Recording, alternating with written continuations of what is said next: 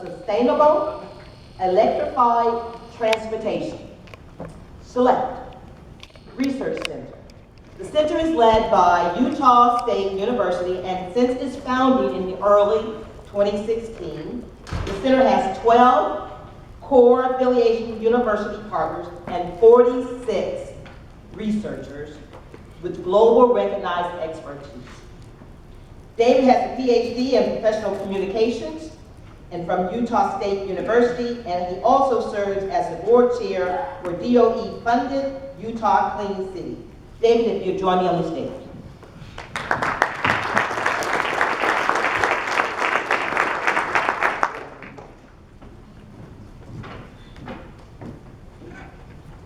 Rosa, thank you very much.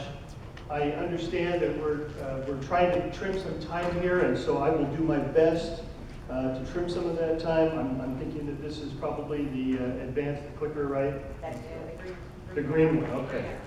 I appreciate Brady and his invitation to come and speak with you here. I'm really impressed with this organization. It seems, real.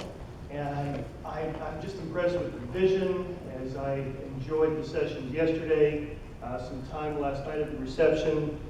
Again, just impressed at the quality of the people, and as I listened to Secretary T-Ball this morning and Casey Jones, and then Bob recognizing his wife and complimenting her and thanking her. Again, you're my kind of people. I like this.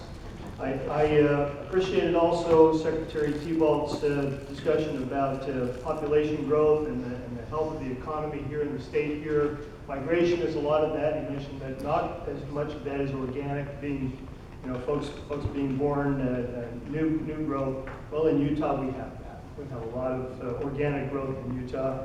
In fact, in Utah right now we have 2.3% unemployment rate, which is almost unheard of. That just pretty much accounts for people who are transitioning between one job to another. Healthy economy is definitely driving some of the technologies that I'll show to you.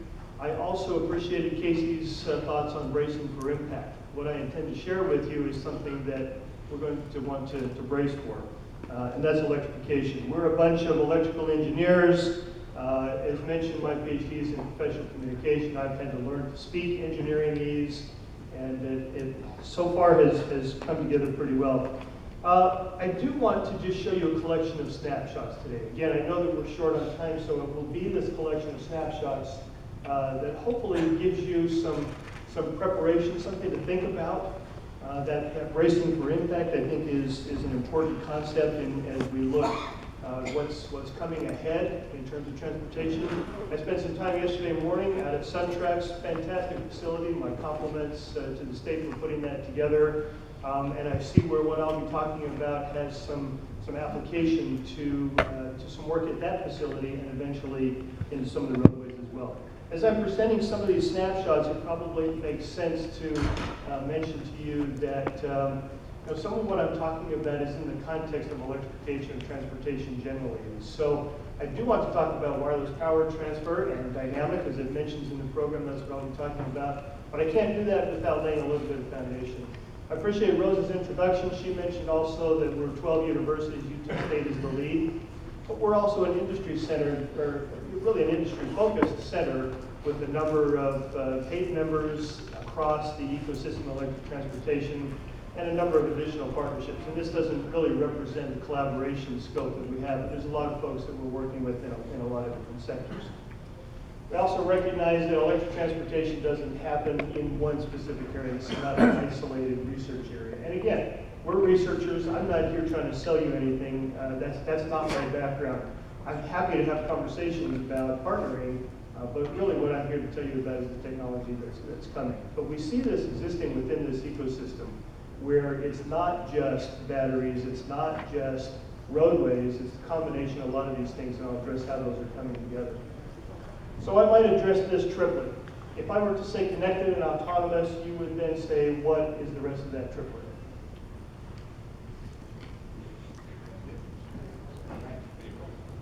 Vehicles, I hear shared ownership, electric, shared. I'm going to submit to you that really the triplet in that combination is electric. Thank you, Rosie, you got it right. If you were in my class, I can see where you're sitting in the front row. And that's because electric it does go hand in hand with autonomous and connected. They really are complementary one to another, and you also see that electric has the most potential for replacing the emissions impact and some of the other energy, economic, and environmental promises that electrification has really go a long way. So it really is the front runner in this sense. We're at the point where we need to rethink some of the industries and the boundaries. Over the past 100 years, we have really been on the same model in so many ways in a lot of these industries. The transportation industry, while technology has most certainly improved, and we're now looking at Tier 3 fuels and all sorts of efficiencies that you can see, in many ways also hasn't changed much for 100 years in terms of the infrastructure that we use, barring materials and systems and efficiencies. The grid system, or the utility industry, is very much the same way, very much on the same paradigm as we have had existing since, I think it was 1912. Utah, or Salt Lake City, was the third city in the United States to become all electrified. And one of the reasons that we did that those 100 years ago was because we had problems with emissions and air quality even 100 years ago. We can talk more about the problems that New York City had and why they went to electrification early in the last century. And then vehicle manufacturing. Also, again, technology is really improving, but not a whole lot of change in the vehicle itself. I was glad to have a conversation with Mark Beep over here just a little while ago. Great to see some of those forward-thinking technologies like we did last night. But one of the things that's happening now as we see the advent of connectedness and autonomous and shared and certainly electric is the integration of these industries. And that provides a set of what I call crossroads opportunities that I want to talk with you about. Here's some of the realities of transportation, that it really is transportation that moves the economy here in the United States and really globally as well. But there are some challenges that come with that. 70% of our pollution has a transportation connection as well. So as we look at electrification, and if we just anticipated even a 50% adoption, we can see by the implications of these numbers that there is a real opportunity at this crossroad for making a tremendous impact. Some realities about electrification, however, as we have, 40,000 electric vehicles in the state of Florida, and I see that the governor has recently expanded some efforts for electrification, charging, EVSC, and infrastructure development. That is all well and good, and it's absolutely necessary. But as you start thinking about the grid implications and some of the natural resource materials and then recycling implications of a battery plug-in model, there are some real challenges and limitations that we're going to need to address. You can see here some of our friends at DOE put this chart together on how we actually use energy for transportation and some of the numbers that the fuel costs us. As we begin to think about a battery-centric model in electrifying that transportation system, here are some of the challenges. Now this has some references here with the 200 kilowatt per $200 per kilowatt hour battery, and that's coming down. You definitely do see that coming down. We also see range of vehicles starting to increase, and so those technologies are catching up. But there is a plateauing that we see, and some of those efficiencies will begin to level out. So as you look at some of the needs for vehicle classes, some of the challenges are the cost for a battery, certainly the weight of a battery, time to charge, and as you look at that across vehicle types, that represents some real challenges. Light-duty vehicles, not as many challenges, but as soon as you start talking about heavy-duty vehicles, where a lot of the emissions are coming from, and so it's low-hanging fruit for making some emissions impact, there's a real challenge when you're talking about a 20,000-pound, $100,000 battery pack in a Class 8 vehicle, and that's just not practical. So there's got to be some other ways that we can consider moving forward on that. Some of the proposed solutions that we see just in general terms are that we really need a ubiquitous network of charging systems. I see everybody here today has one of these. And I'm one of those guys in this room. I remember out of my undergraduate degree, the first thing I did was I bought a Motorola phone, and that thing was about this big, and it had an antenna on it. The antenna was so that you could swing it and use it as a hammer as well as a phone. And all it did was make phone calls, and it really didn't even do that well a job, because you were always wondering where the tower was. Am I going to get a call dropped, especially if I go through a canyon and live out west. I was in Las Vegas at the time. Fast forward to 30 years from then to where we are now, it's ubiquitous. We use it because the technologies have been brought together in a manner that makes sense for us. And that's where we need to head with electrification and this integration of these industries that I've talked about. High utilization. One of the other reasons that this phone in my pocket is as ubiquitous as it is because we all recognize the need. We can all benefit from the thousands of functions that it produces for us. And then you're seeing it on this slide how I'm applying that into electrification. And then grid modernization. That's the opportunity for not only grid, but certainly transportation systems, roadway asset owners systems, to pull some of this integration together into a modernization. So as we start thinking about this optimization and what a network looks like, we can begin to look at this as co-optimized systems, or systems of systems even, really. Imagine a smart powered parking lot where with wireless power transfer, which is a technology that's already available in stationary mode for commercial applications, you can pull up your car, and maybe this is not only a parking lot, but maybe as you're going through Starbucks in the morning and you're charging as you're going through there, you pull into the grocery store on your way home or whatever, and you're charging the whole time.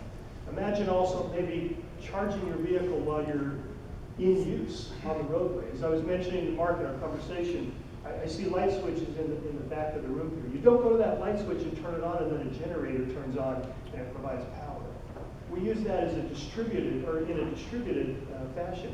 And we can do the same with transportation. Why take all of that energy storage with us? We buy vehicles for about 4% of our trips, but we use those vehicles for 96% of our trips. I mean that 96% of our trips are within 40 miles. But we buy a vehicle that allows us to drive those other 4% of our trips. If we can shrink the battery down, then we also can shrink some of those rare earth material challenges that we have.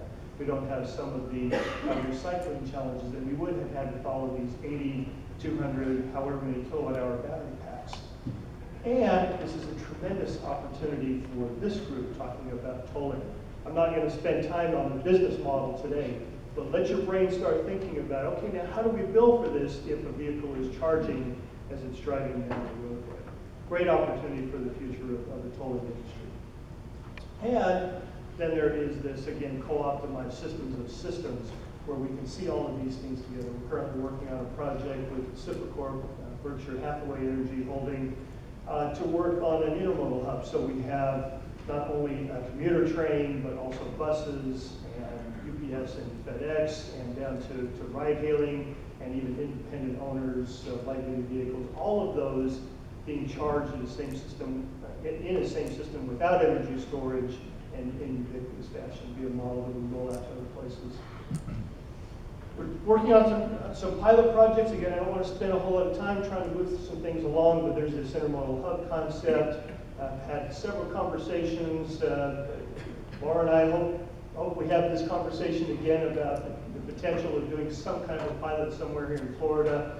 Illinois, Colorado, Ohio, and several other places looking for some opportunities to do half-a-mile to mile pilot deployments that then can work into incremental project deployments. Always happy to talk with potential partners. And then some of this is already happening. This is actually a project in Seattle and Portland, DOE funded with Kenworth, where we're developing a full megawatt wireless power transfer system for a Class 8 battery electric vehicle. When we can get to that point, and we can really make these types of technologies mainstream, electrification has worked. Spend a little bit of time here on wireless inductive charging. If you're familiar with it, great. If you're not familiar with it, well, let's get together after. Basically, a primer here. We put wireless power transfer technology into a roadway through magnetic coupling, through inductive power transfer, where we have a charging pad or a transmitting pad and a receiving pad on the vehicle. Those can couple, and in microseconds, that power transfers from the source to the vehicle. And that can happen.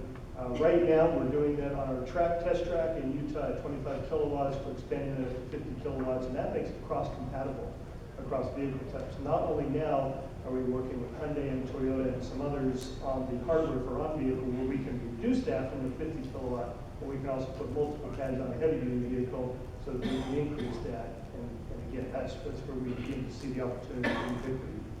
We've done feasibility studies in LA. We've talked to Sandra Johnson, and we'll be chatting some more about what is happening in Southern California. Again, the Department of Energy, RPE here funded a lot of interest in their Vehicle Technologies Office in dynamic transfer. This particular study was not only for wireless, but also for conductive solutions, and there will be a suite.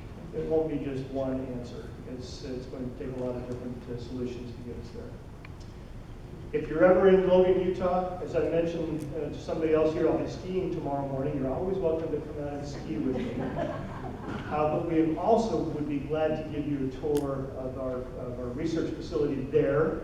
So this is one facility out of the 12 universities that we work with. This is very much an integration facility with a quarter-mile test track and the utility and the renewable and the microgrid to put all of this together into a model that can be transformed into commercial application. I just want to show you this. This is our what we call the Aggie bus charging. This bus is rigged for autonomy. As it's driving here, it's not autonomous, but as it drives over that grade, you'll see two squares where that's transferring power at 25 kilowatts. Now, 25 kilowatts and 2 times transferring, that'll move that bus about half the distance of that bus. But as we are now moving that to 50 kilowatts and we're putting 50 kilowatt receivers on the bus as well, every time we take that bus around our quarter-mile track, driving autonomously, fully electric, charging wirelessly, we're creating a new roadway. And we want to put that in the roadway. By the way, what you see here, the grades and the panels, that's all research infrastructure. What we would imagine seeing is something just like the roadway looks just like right now. The next video that I'll show you was put together by our partners at the AECOM in Chicago with the vision of what that could look like. We talk about managed lanes. Here's a real opportunity for some managed lanes as well.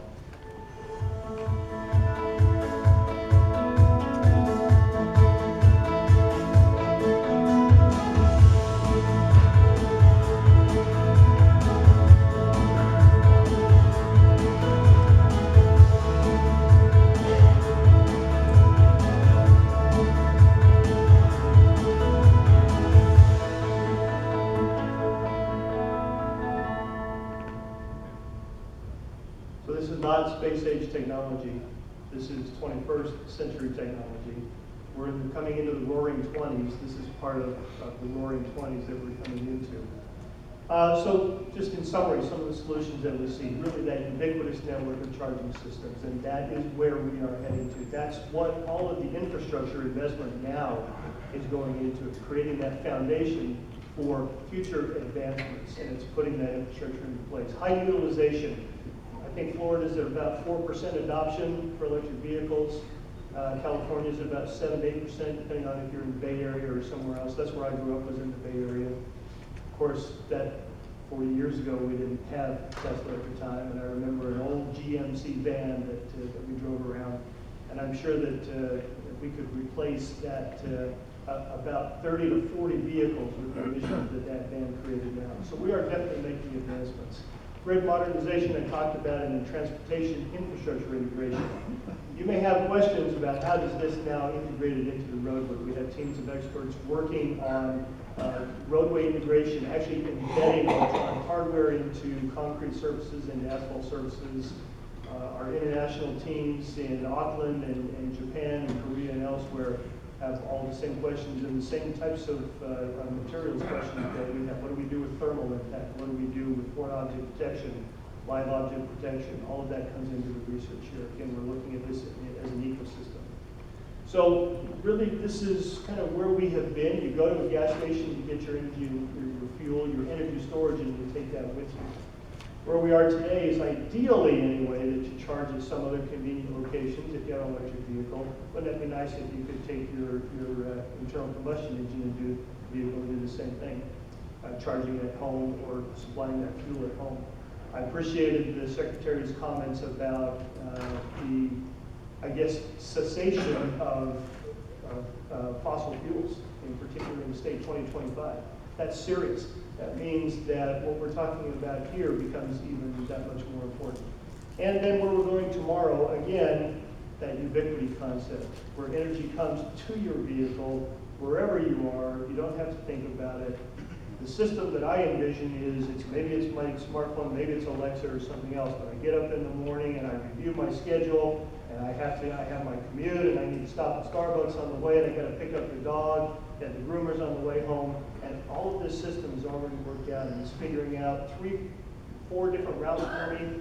Each one I can charge depending upon the state of charge that I'm beginning with after charging at my home overnight, and it tells me which route, and it costs me 32 cents to take this route or 75 cents to take that route. And then it gets me back home, and it knows where the charging is, and all of this system coming together. That's really where we're going. So ideally wirelessly, and then on the go. That's where we are. Brady, I don't know if we have any time for questions, but I appreciate this time here. Thank you.